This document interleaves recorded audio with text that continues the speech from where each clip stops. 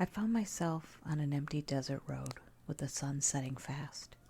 I've been driving all day, to nowhere in particular. I had hoped I would reach a city or a small town to stop and rest sooner, and I didn't really want to drive all night.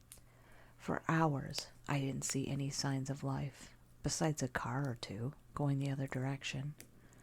I lived on the road, in constant motion for a few years. I no longer kept track of how long I've been at it. My hair, starting to turn gray around the edges since I started my new lifestyle, making me wonder if I'll ever really be able to stop and settle in one place. I started to get tired. When night fell and with no sign of a city or rest stop, I debated on if I should just pull over for a quick nap. I honestly didn't remember the last time I stopped for anything besides a quick meal. I needed to sleep soon. So far, I hadn't seen too many cars, but didn't want to risk someone's life by getting in an accident because I was too tired to drive. By some luck, I spotted a sign off in the distance, glowing beside a long empty road. When I got closer, I realized this motel wasn't luck, but rather it appeared for one weary driver. Being on the move as often as I was, I've seen things. Most things people would never believe in, but on long roads, strange things tended to happen. Some of these things didn't have names or labels. I started to make notes of what I had come across in case I could help out others, warning them away if needed. I called these kind of random encounters pop-up motels. They looked as if they belonged to the 60s or 70s. The neon signs buzzing and giving off an eerie pink light that almost appeared to be a color you couldn't describe if you stared at them for too long. They didn't take cards, so you needed to pay in cash, or any jewelry you may want to give up for a night's rest. Most of these motels were a half square of rooms, all the doors looking out in the empty courtyards. If you find one of these motels with a pool, it's best to keep driving. Nothing good comes from a pop-up motel with a pool. They only appear to those who need a rest and is without any other options. All the other rooms will be empty, but you'll always get the same room number. The clerk is silent, a younger man with blonde hair and a pale face. He moves slowly, handing over the key to room 10. I've stayed at these motels before without too many incidents. I just sleep for the night, return the key, and leave in the morning with the building fading off in the distance. I forgot my cell phone charger in my room the one time and doubled back to get it, only to find an empty lot. I hope the next person to use room 10 needed a phone charger. At times, I might come across a hooded figure standing beside an ancient soda vending machine. The front plastic is cracked and bubbled hard, clear buttons sticking when pressed. At least each can only cost $0.25. I paused, looking at the person hidden under layers of dirty clothing. I've met him twice before and gave him $0.25 for a drink. The darkness hid his face, but I thought he appeared happy by the offering. He quickly got a cold can and hurried off into the darkness and deeper in the empty desert landscape. I put my own change in and found he bought the last root beer I wanted. It happened the last 2 times as well. Every time I pick a different soda, and he always buys the last one. Smiling to myself, I picked a regular off-brand soda, taking it to my room. I didn't bring a change of clothing or anything else besides the drink to the room. I didn't want to forget anything again and lose it forever. I took off my shoes and laid on my back over top of the sheets. The room smelled musty, almost earthy, but a bed was better than sleeping in my car. At least the room appeared clean, and I've never had any issue with bugs in the pop-up motels in the past. I drifted off quickly, being totally exhausted from the long day. Who knows when I last slept?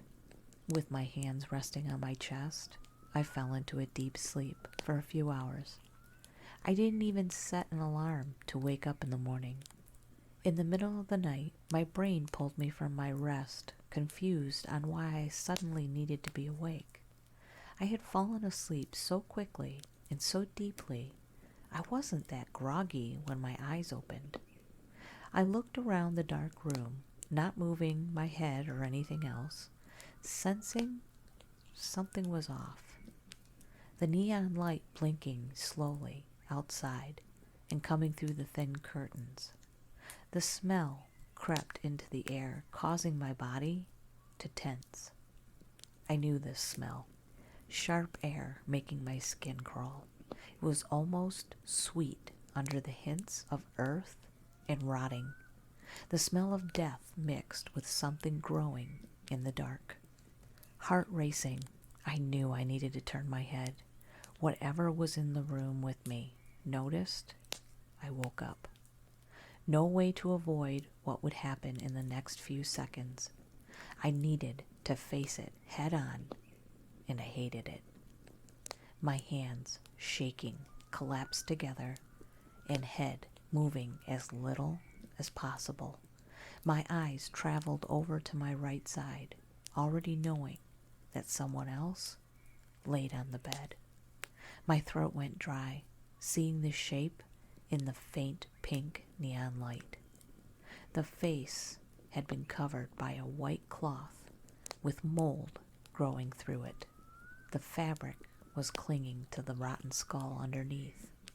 I knew that there was always a risk of encountering something supernatural in a pop-up motel room. So far, I had been very lucky, but that night, my luck ran out. The shape turned its rotting head, and if it had a nose, ours would be touching. In a flash, the thing got on top of my body, pinning me to the hard mattress. The entire body almost rotten away, the skin replaced by splotches of mold and rot. The hands made of bone only held together by the mold wrapped around my wrist, painfully. I got one hand free and pushed it against the exposed ribcage, trying to get that rotten body off of me. Through my fear, I found myself thinking the body almost looked beautiful in a way. The colors mixed well in the odd light coming from outside, revealing delicate lines and shapes, flesh normally covered. The hands wrapped around my throat, cutting off my line of thought. I kicked and thrashed, trying to get free. I was going to die in that room. I knew that for certain, but hated the feeling of it. Death hurts. It always hurts. Most times I fell into a cold darkness that I feared I would never come out from. My hand caught the cloth covering the skull of a face, tearing it off. The creature didn't release its grip from my throat, and even in such a predicament, my mind went blank at what I saw. Set in the left eye socket was a false green eye made of glass. It sparkled in the dim light, matching the colors of the rest of the body so well I couldn't help but want to reach towards it. My palm landed on the cheek of the skull, startling the creature. I was terrified in that moment. Who wouldn't be? This thing could easily break every bone in my body 10 times over. Being strangled to death was a kindness, but my cross-wired brain accepted the fear along with the sudden admiration of the face looking down, meeting my eyes for a brief moment, the fingers lifting long enough for some raspy words to get out. "You're beautiful," I told the monster, and meant it. I don't know if my tastes became warped after I started living on the road and dealing with supernatural creatures. I could have always been like this and never became aware of it until, well, I came across the things that lurked in the night. Most of the time, the creatures didn't know how to respond to the compliment. A great deal of them acted poorly. The rotten, moldy body got over the shock, and the hands went back to my throat. I really wasn't into that kind of thing, but accepted being strangled over what else the corpse could do. The edges of my sight growing hazy and spots starting to dance over my eyes. In a brief moment, I saw the monster for who they had been in life. A man burned on the left side of his body, and so many failed surgeries, leaving the skin appearing distorted. The untouched part of his face, any model would be jealous of. The contrast of his scars against his handsome features made my heart flutter for a second. Then it slowed to a stop from the lack of air reaching my lungs. I have a strange ability of cheating death. I don't know how. It just happens on the rare occasion that I die, which has been happening much more often as of late. I wake up when the sun rises, whole and uninjured. If I broke my arm, I could in theory kill myself and wake up alive and well the next day. I've never needed to take my own life and prayed that day never came. To be honest, I never found out why I'm able to come back to life and am perfectly content not looking for answers. After being strangled, I woke up on my back gasping for air, reeling from the experience the night before. The phantom pain in my throat remained, causing my hand to rub at the spot. I knew no bruises remained, but my mind fooled me into thinking some damage had lingered. Still, I could have stayed dead. Waking up with some pains was preferable to the alternative. Risking a glance over, I saw the rotten body from before, the white cloth over the face again, and hands folded neatly on his exposed ribs. The mold growing in a way that made it appear as if he hadn't moved since he died. I sat up, but didn't leave. I couldn't bring myself to. This person died alone and rolled away without anyone finding them. The idea hurt my chest.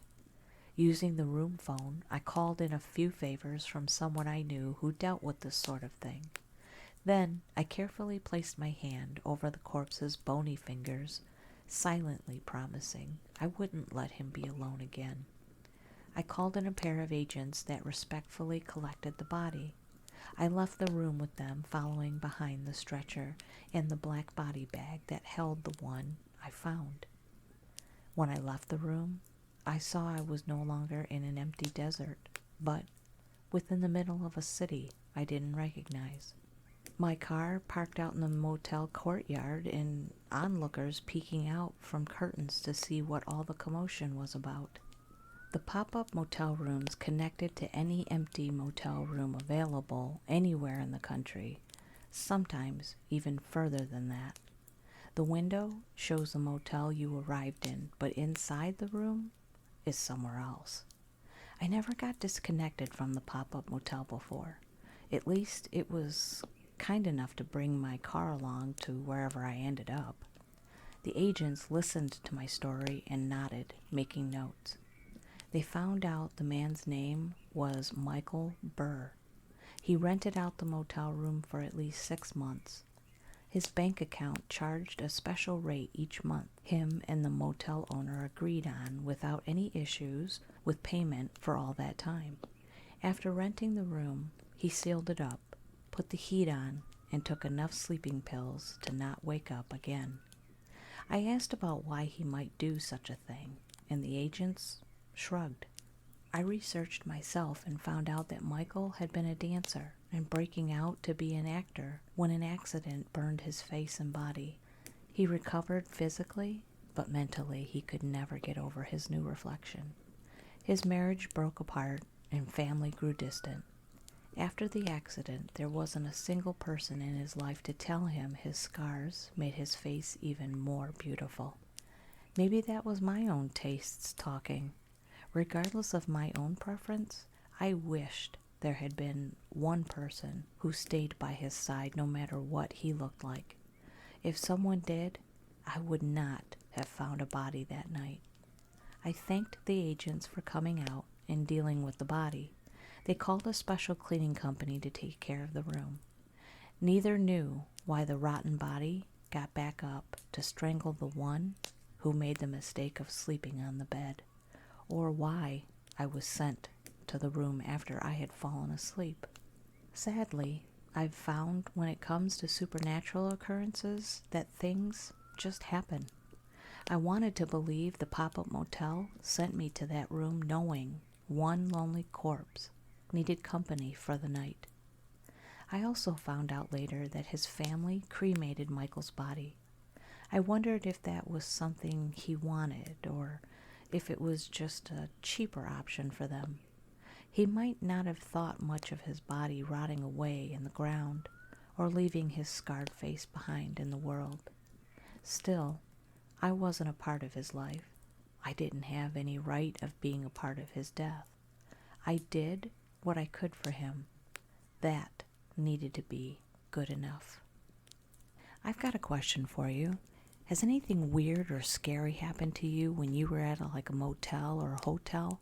Let me know in the comments. I'm curious. I hope you enjoyed this story.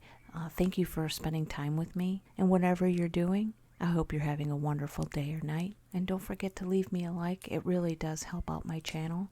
And also, if you haven't subscribed, I really hope you do so. Thank you, and I'll see you on the next one. Bye.